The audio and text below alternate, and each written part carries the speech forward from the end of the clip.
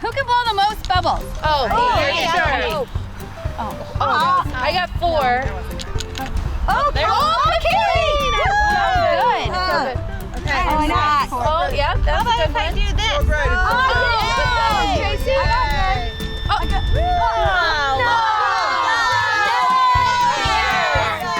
That's cheating! Cue the theme music!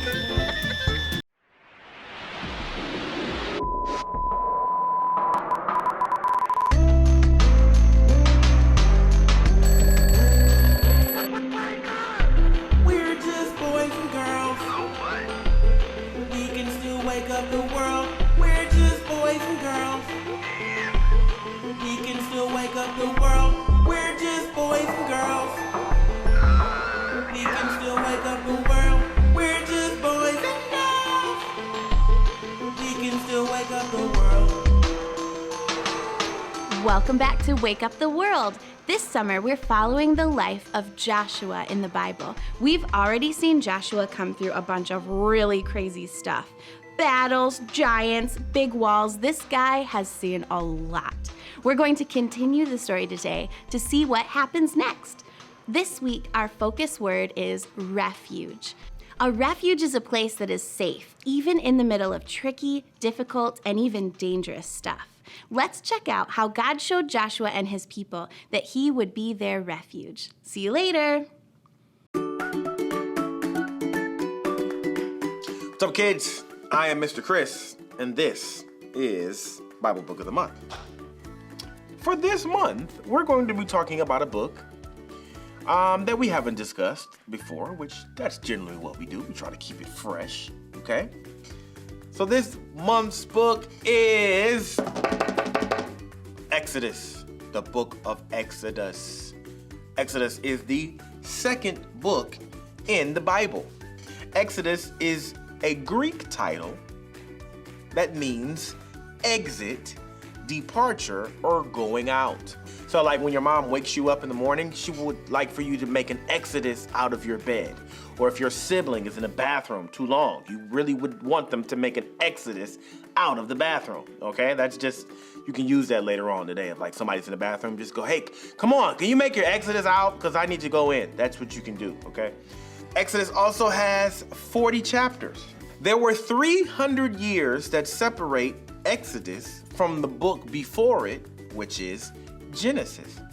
So what am I saying? I'm saying that the last thing that happened in the book of Genesis and the first thing that happened in the book of Exodus, there was a 300-year gap in between there, okay? So when you read the Bible, it's important to kind of have an understanding of like, how do these things happen in order, or what's the time frame between when these things happen? So you get an understanding of the fact that when the book of Genesis ends, there's a 300-year gap and the Exodus begins. Exodus is the record of Israel's birth as a nation. The nation of Israel was born in the book of Exodus. So here's my final fact. The book of Exodus speaks about the fact that God raised up Moses to be the deliverer of Israel.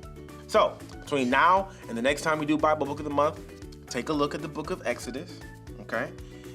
Figure out some facts, take a look, check out some of the key players or the key characters in the story.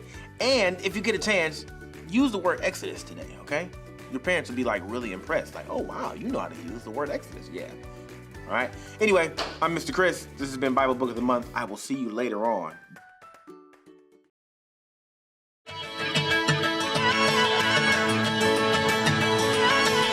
You never turn away, you never leave my side. And every time I call your name out just to find that you're already right here with me, never been alone. I can trust you with my heart, 'cause this I know. You are always faithful, you love me from the start. No matter what I'm facing, I will trust you with my heart. You are more than able to lead me through the dark. Your love is never failing, I will trust you with my heart. Oh, I will trust you with my heart. There the days when I feel I need a friend. And then I hear your voice reminding me again that you're already right here with me, never been alone. I can trust you with my heart, 'cause this I know. You are always faithful, you love me from the start. No matter what I'm facing, I will trust you with my heart. You are more than able to lead me through the dark. Your love is never failing, I will trust you with my heart. Oh, I will trust you with my heart. No matter what may come, no matter what I go through, God, you are never gonna fail me. I will trust you with my heart. No matter what may come, no matter what I go through, God, you are never gonna fail me. I will trust you with my heart. You are always faithful, you love me from the start. No matter what I'm facing, I will trust you with my heart. You are more than able to lead me through the dark. Your love is never failing, I will trust you with my heart. Oh, I will trust you with my heart. Oh, I will trust you with my heart. Oh, I will trust you with my heart.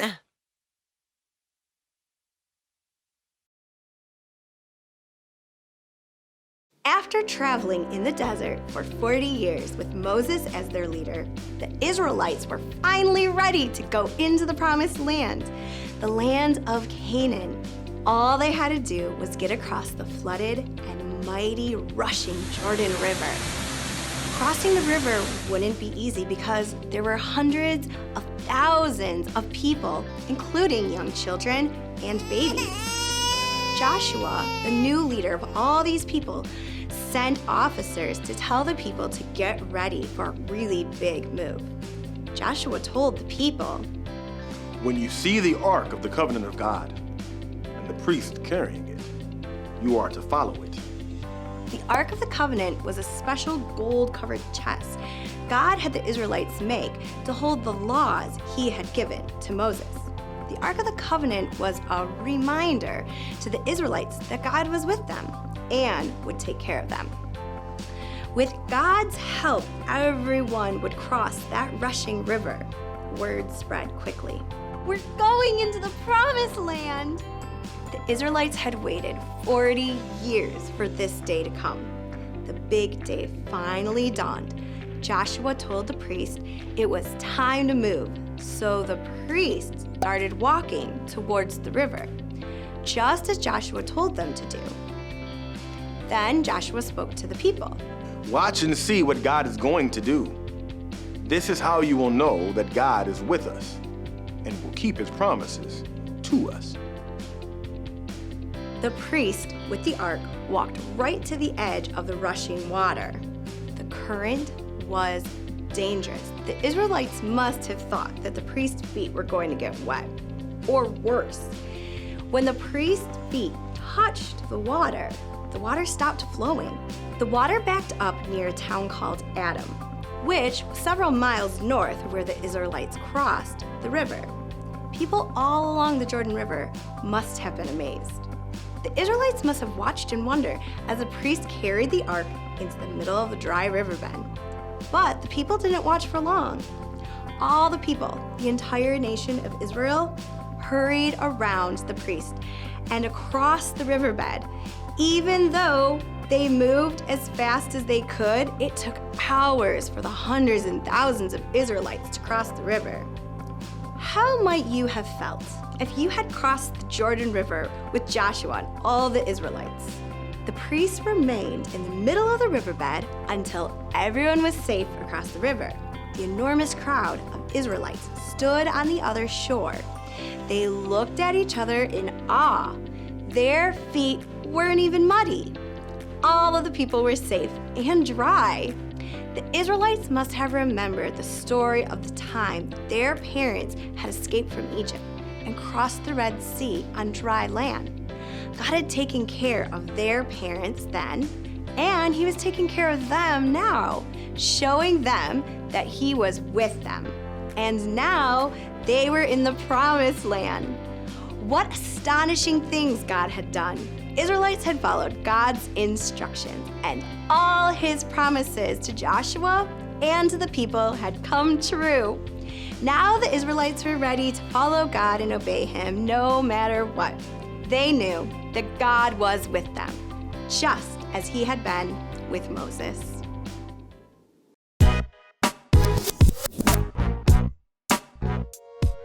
Friends, that story was amazing. And I'm so excited you're here because it's time to #bring it all together. We've been spending time this summer following the story of Joshua, and we've seen him experience a ton of stuff. So much. We saw Joshua be a wise leader of an army in a battle. We saw him show great strength when he was sent with the other spies to check out a land full of giant people and stuff. And we saw Moses make Joshua the leader of the Israelites for the rest of their journey. Joshua was full of courage and was ready for God to guide him. Yeah.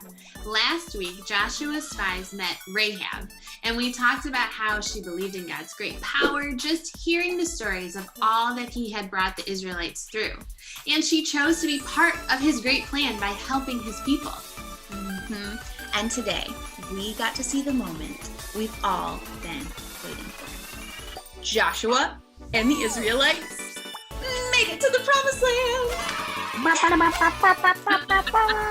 Oh, God did another miracle to get them there. One they had heard about before. God split a river right in half so the people could walk through on dry ground. It's the same way that their journey started. You remember when Moses led the people out of slavery many years before. God split a sea so all the people would walk through. And he did it again. The people walked on dry ground while the water was held up for them on both sides, and they all stepped onto the promised land. Wow. Nahum 1:7 says, "The Lord is good, a refuge in times of trouble. He cares for those who trust in him." It's important to remember that the Bible is true, and promises like these are still true. God is still ready to be our refuge, our safe place. When things around us are crazy or tricky or even dangerous, we can go to him. It's the truth, friends. A big, giant, world-changing truth. You can trust him too because he is good. Bye.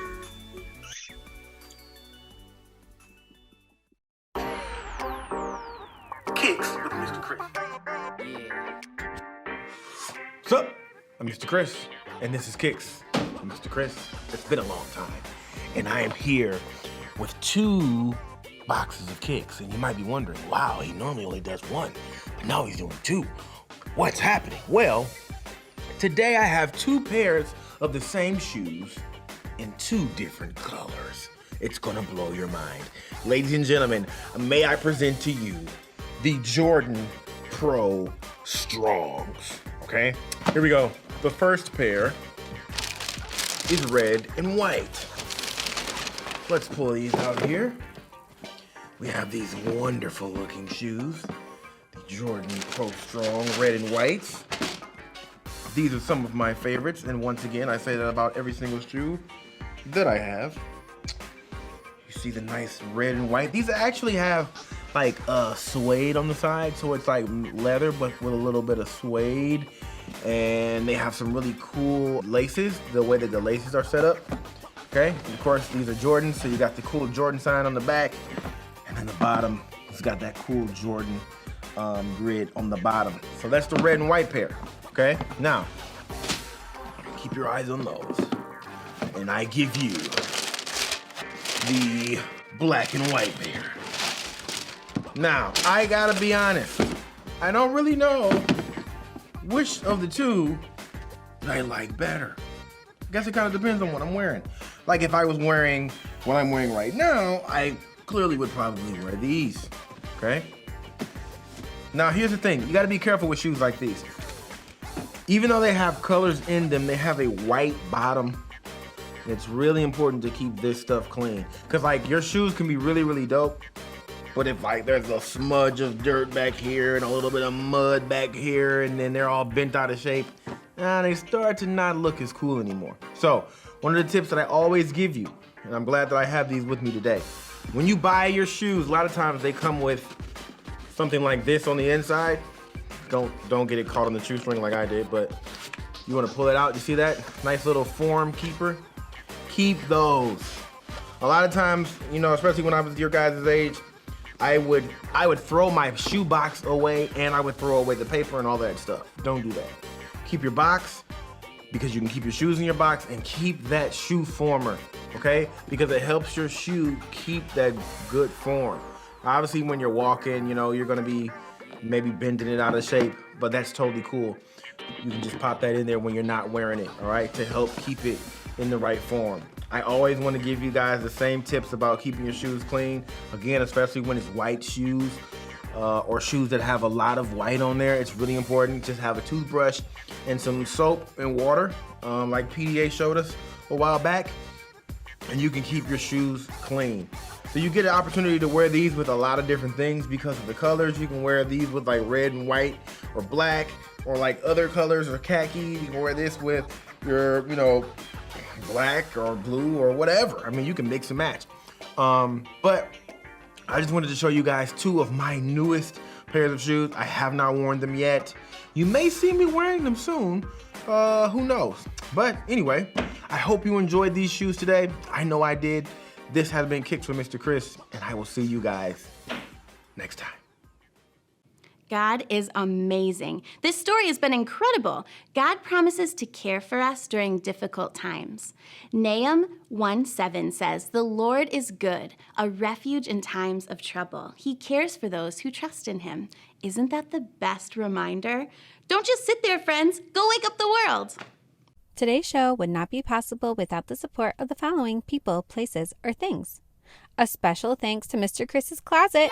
Thanks for showing us 2 awesome pairs of kicks. Shout out to Joshua for making it to the promised land. That is so amazing. We can't forget the book of Exodus. Are you going to try to use that in a sentence today? I'm going to Exodus this show. Well, not yet. That's it for this week. Hit that thumbs up button and we'll see you soon.